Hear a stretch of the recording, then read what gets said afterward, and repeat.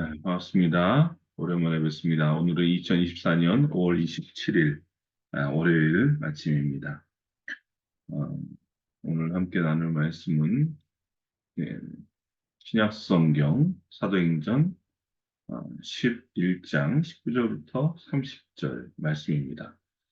세번역 성경으로 큰 성경은 신약 250면에서 251면, 작은 성경은 신약 196면에서 197면에 있습니다.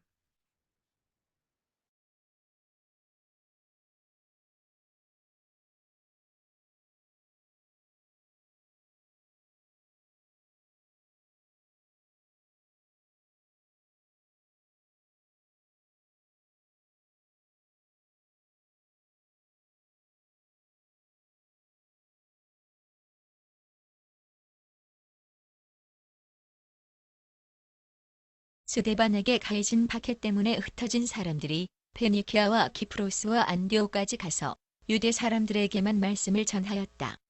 그런데 그들 가운데는 키프로스 사람과 구레네 사람 몇이 있었는데 그들은 안디옥에 이르러서 그리스 사람들에게도 말을 하여 주 예수를 전하였다. 주님의 손이 그들과 함께 하시니 수많은 사람이 믿고 주님께로 돌아왔다. 예루살렘 교회가 이 소식을 듣고서 바나바를 안디옥으로 보냈다. 바나바가 가서 하나님의 은혜가 내린 것을 보고 기뻐하였고 모든 사람에게 굳센 마음으로 주님을 의지하라고 권하였다. 바나바는 착한 사람이요 성령과 믿음이 충만한 사람이었다. 그래서 많은 사람이 주님께로 나아왔다. 바나바는 사울을 찾으려고 다소로 가서 그를 만나 안디옥으로 데려왔다. 두 사람은 1년 동안 줄곧 거기에 머물면서 교회에서 모임을 가지고 많은 사람을 가르쳤다. 제자들은 안디옥에서 처음으로 그리스도인이라고 불리었다. 그 무렵에 예언자 몇이 예루살렘에서 안디옥에 내려왔다. 그 가운데 아가보라는 사람이 성령의 감동을 받아서 일어나 온 세계에 큰 기근이 들 것이라고 예언하였다. 바로 그 기근이 글라우디오 황제 때에 들었다. 그래서 제자들은 각각 자기 형편에 따라 몫을 정하여 유대에 사는 신도들에게 구제금을 보내기로 결정하였다. 그들은 그대로 실행해서 바나바와 사울 편에 그것을 장로들에게 보냈다. 사도행 아멘. 아, 오랜만에 뵙습니다. 지난주 수요일부터 토요일까지 3박 4일 동안 또 영성 수련회 다녀왔습니다. 정말 좋은 시간이었고 기회가 되신다면 많은 분들이 이 수련회에 참석했으면 좋겠다 하는 마음이 듭니다. 스테반이 이제 순교당한 다음에 핍박을 위해서 사도들을 제외한 많은 그리스도인들이, 아직 그리스도인이라는 이름이 나오기 전이지만 많은 사람들이 아, 다 흩어졌어요. 그 흩어진 사람들 가운데 몇 사람들은 페니키아, 페니키아는 이스라엘 북쪽에 있는 오늘날의 레바논 지역입니다. 그리고 키프로스는 지중해 가운데 있는 지금도 키프로스 섬이라고 하죠. 그 섬이고, 그다음에 안디옥은 오늘날 터키에 있는 도시입니다. 거기까지 와서 말씀을 전하는데 오늘 19절 말씀 보니까 누구한테 말씀을 전했대요? 유대 사람들에게만 말씀을 전했다고 합니다. 유대 사람들에게. 그 중에서 오늘 말씀 이 안디옥에서 있었던 일을 주제로 우리에게 말씀하는데 이 안디옥이라는 동네를 한번 봤으면 좋겠어요. 안디옥은 당시 수리아의 수도면서 온라인에도 적지 않은 숫자인데 50만 명이 사는 도시였어요. 여러분 50만 명 우리가 워낙 이 한국에서는 이제 인구 밀도가 높고 많은 인구가 많아서 그런데 50만 명이면요 어, 굉장히 큰 숫자입니다. 서울에 50만 명 이상 되는 구가 그렇게 많지 않습니다. 인구가. 그러니까 상당히 큰 숫자고 우리 이제 서울 주변에 있는 도시 뭐 혹은 또 지방에 있는 도시들이 다시 도시가 되려면 시가 되려면 인구가 10만 이상이어야 되는데 실제로 10만이 안 되는 시가 많습니다. 그런 것으로 따지면 50만 명이면 엄청난 큰 도시였다는 거예요. 그것도 언제? 2000년 전. 네. 더군다나 이 안디옥은요, 한 민족만 사는 게 아니라 아주 다양한 민족들이 살았어요. 그리고 또 이 당시 로마 제국에서는 이 안디옥이 세 번째로 큰 도시예요. 첫 번째 큰 도시는 바로 로마. 두 번째는 우리가 많이 들어봤던 이집트에 있는 알렉산드리아.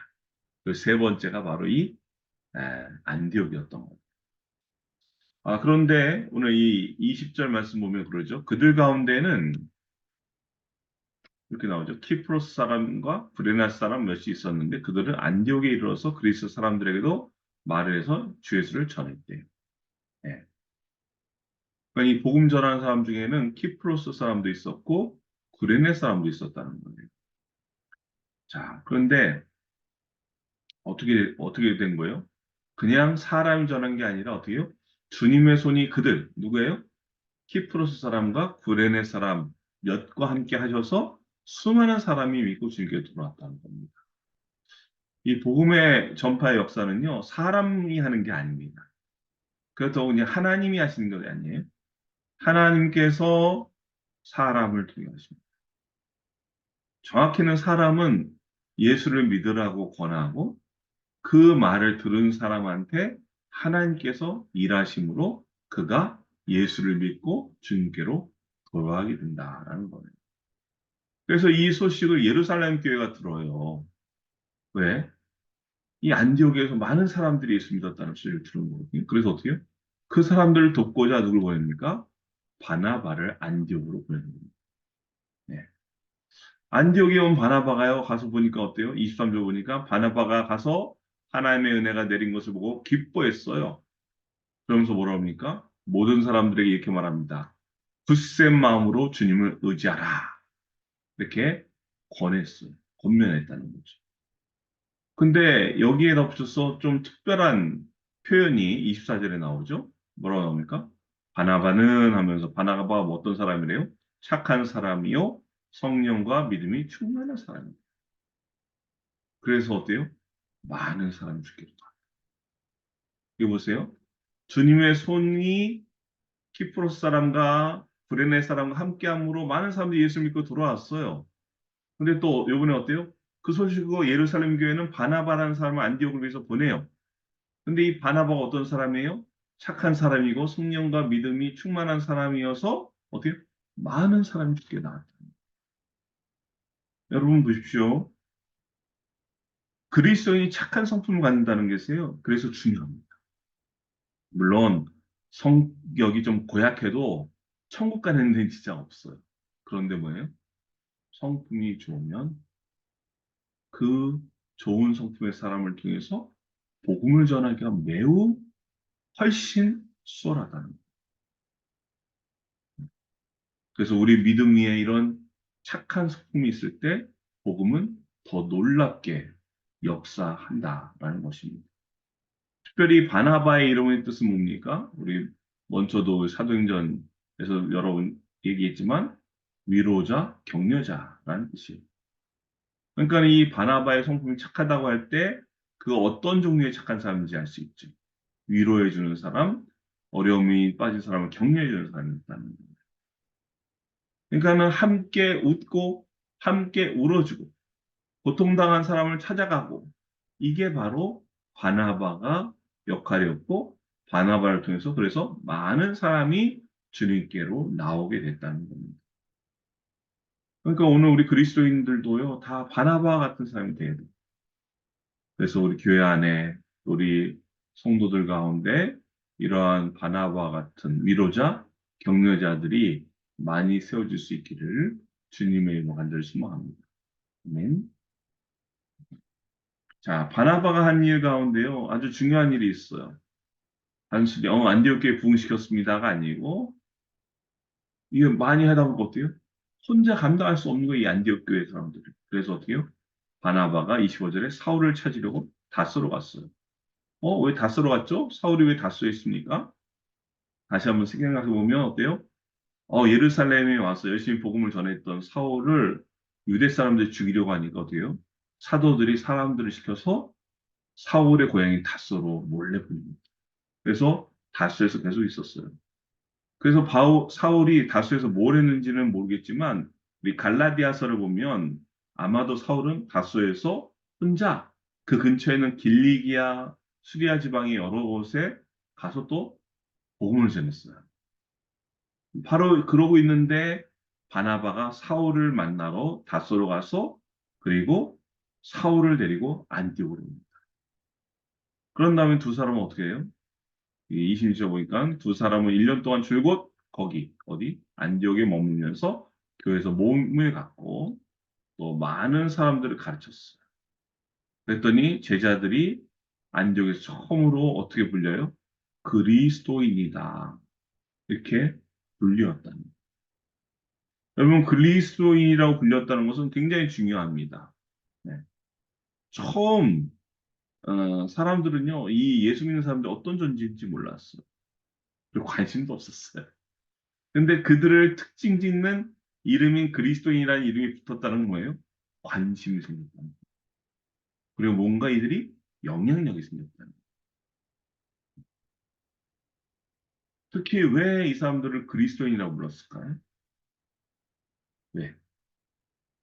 이 사람들이 그 입에 예수 그리스도를 입에 달고 다니는 우리도 그랬잖아요. 예수 예수 얘기하면 어때요? 저 예수쟁이들 그러지 않습니까? 똑같아요. 물론 조롱의 의미도 있지만 그만큼 사람들이 예수님을 혹은 그리스도를 드러내면서 나는 예수님께 속한 사람이야. 나는 그리스도께 속한 사람입니다. 라는 것을 나타냈기 때문에 그들의 명칭이, 호칭이 그리스도인이다. 이렇게 되는 거예요. 이것은 우리도 마찬가지입니다. 어떤 게 마찬가지? 우리가 소속을 분명히 해야 될 필요가 있어요. 내가 누구에게 속했는가, 어디에 속했는가, 이거를 보여줘야 돼요. 그래서 우리는 이 그리스도인이라는 이름을 부끄러워하지도 말아야 되고, 또 그리스도인이라는 이름을 부끄럽게 해서도 안 됩니다. 또 안디옥 교회는 28절 보니까 어떤 일이 있습니까? 아가보라는 사람이 성령의 감동을 받아서 이상한 예언을 했어요. 어떤 예언? 온 세계에 큰 기근이 들 것이다. 근데 어떻게 됐어요? 그 기근이 바로 글라우디오 황제 때 기근이 들어요. 이 실제 역사 보면 이 글라디오, 이 원래 클라디우스 황제인데 이 클라우디우스 황제가 네 번째 황제예요. 로마에. 엄청난 기근이 들었어요. 이 기근이요. 예루살렘에도 영향을 미칩니다. 어떤 영향? 먹을 게 없어요. 예루살렘 교회의 특징을 그때 말씀드리면서 제가 뭐라고 했죠? 가난한 사람이 없는 교회였어요. 왜 가난한 사람이 없어요? 모두 다 부자 모였기 때문에 아니에요. 원래 가난한 사람도 있었지만 부자들도 있었고 그들이 자기 것을 팔아서 가난한 사람과 함께 나눴기 때문에 모두가 다 가난하지 않았어요. 네. 자, 그런데 이제 어떻게 해요? 기근이 심해서 전체가 다 가난해져요. 근데 이 안디옥은 어떻습니까? 대도시예요. 당시 50만 명이나 되는 엄청난 사람이 많이 사는 대도시였어요. 로마 제국에서 세 번째 가는 큰 도시였고, 그렇죠? 그러니까 부유한 사람도 많았고 또 여유가 그래도 있는 사람이 많았어요. 그래서 안디옥 성도들이 무슨 결정을 하냐? 지금 어려운 형편에 놓인 예루살렘 교회를 위해서 구제금을 줍니다. 그리고 그것을 누가 갖고 왔습니까? 안디옥 교회 지도자인 바나바와 사울이 갖고 가서 예루살렘 교회에 전다. 우리 29절 말씀 볼까요? 그래서 제자들은 각각 자기 형편에 따라 몫을 정하여 유대에 사는 신도들에게 구제금을 보내기로 결정했습니다. 그리고 이 30절 그대로 실행해서 바나바와 사울 편에 그것을 장로들에게 보냈다. 네. 이 말은 뭡니까? 예루살렘, 안디옥 지역적으로는 떨어져 있지만 본질적으로 이 모든 교회는 다 뭐예요? 주님의 교회라는 형제고 가족이라는 거예요.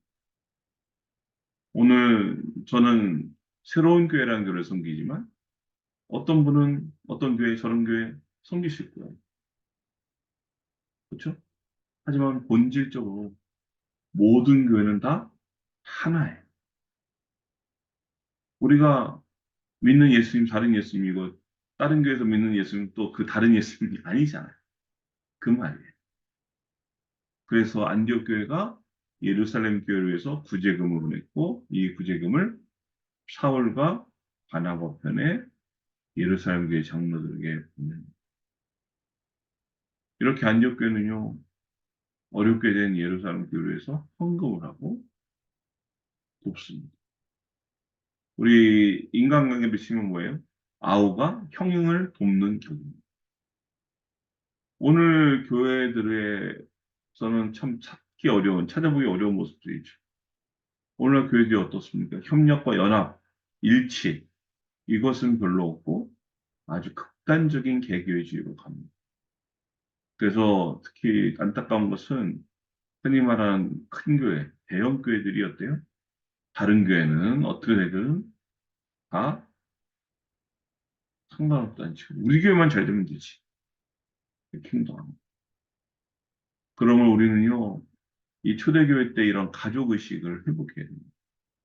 각 교회에서도 성도들끼리도 마찬가지지만 교회와 교회 또 전체 한국교회가 하나이다 라는 마음을 가지고 서로 책임져주고 격려하고 위로하고 하는 은혜가 있기를 주님으로 하여 축원드립니다.